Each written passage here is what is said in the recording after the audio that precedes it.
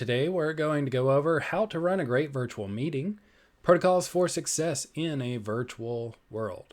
So some of the things that we're going to go over today are directly related to Zoom, but in reality, they're going to affect your entire virtual life, and in fact, even your physical life. So you've seen the headlines most likely: hackers are exploiting Zoom, preventing Zoom bombing inside of your Zoom app. Security tips you need to know if you're a teacher. You've heard the horrible stories of folks Zoom bombing into school sessions. It's horrible. It's sad that people behave that way. But in reality, there's a lot of responsibility on ourselves to know our options and not to just make assumptions that the people who develop these applications have our best interest in mind. So this is what we call the tyranny of the default. Now, the tyranny of the default is the general concept that we assume the people who wrote these programs know more than us. We assume that the people who wrote these programs have our best interest in mind. We assume that the people who wrote these programs are thinking from our point of view. But in reality, they are not. So inside of your Zoom app, for example, you can open it inside of Windows or Mac, go to the settings sprocket, and under the general settings, one of the things that you want to ensure is that this application is not set to start whenever your computer turns on. It's not necessary, and I don't want it. And then the other thing, I want to make sure that this application is actually turning off whenever I press the button to turn it off. So you want to make sure those two boxes are unchecked. Under your video settings, you might often want to control how you enter a meeting. So by default, I want my video turned off when I join a meeting. I could be finishing up another phone call. I could be in the middle of a conversation with someone else in my house right now. I want to control that video setting. I don't want to just automatically default that to on. And then another real tricky situation is you might be wondering why Bob isn't on the call.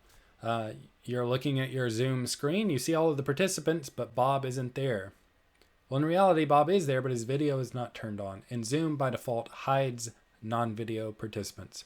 So you might want to uncheck that box if you want to just see everybody that's on the call, regardless of whether their video is on. It can protect you from potentially saying something about Bob that you didn't want Bob to hear when you don't think Bob is there. Here are some added steps for protection inside of audio. And this is where we introduce the concept of friction. Security is friction. Friction is security to a point. That's the reason you don't just leave your doors unlocked. You can just come and go as you please. For that matter, you could leave the doors open. There's no friction. Anybody can come, any bug, any creature can come and go as you please. But friction keeps honest people honest. Sometimes it keeps bad guys out. So some added steps for protection are making sure that you don't have any of these automatic audio settings turned on that you don't want. So I don't want to automatically join by audio in the same way I don't want to automatically join with video. I want to control that. I want to make sure that I choose the second option whenever I join in as to whether I'm using my computer or I'm using my phone. Now that's up to you. That's just my preference. Also, whenever you create a meeting, you want to make sure that you mute yourself when joining. Now, if I had to choose one or the other of these, I would choose to mute my microphone when joining. So automatically connect with my computer, but keep my microphone muted. That's not uncommon. That's actually what I'll probably move to here in the near future.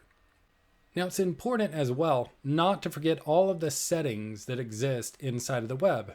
When you have an app, mobile app, PC app, Mac app, and you have a website that are related, they don't often share the same settings. So you need to go into both places and you need to make those changes. Inside of your Zoom settings, I'm going to show you a couple of things. Now, for the most part here, their defaults are really good. All of these are on by default. Authenticate users, require password for new meetings and for instant meetings. That's great. All of these are good as well, except for this last one. Now, this is not default. I've changed this setting for the demo here. You want to mute participants upon entry. This is especially important for large groups. If you have a large group of folks, you don't want them to just come in with their microphone blaring. They could be listening to music. They could be having an argument with someone in their house. the pizza man could be at the door. You don't know exactly what's going on, but you don't really just want that turned on by default. Make them turn themselves on, or better yet, control it. And finally, once you're in a meeting, you want a little bit more control. Once the meeting is up and running, once everyone is in attendance, there's no need to leave the meeting unlocked. Go ahead and lock the meeting. That'll protect you from anybody accidentally joining in afterwards or maliciously joining in afterwards. And then prior to the meeting, I like to enable the waiting room. I prefer that people are waiting for me to get everything up and running. I think that's the better way to set that up. That way everyone gets started on even ground and there's no chatter ahead of time. Now that depends on your audience. It depends on your meeting. If it's a happy hour, maybe it doesn't matter. But if it's a business meeting, it could be very important. So these are just some points to consider as you're looking at your virtual world. You have settings in every app, in every online profile, LinkedIn and Facebook and Twitter. Every one of these. Be sure to spend a little bit of time reviewing those. If you have any questions, feel free to reach out anytime. I look forward to hearing from you later. Thanks a lot.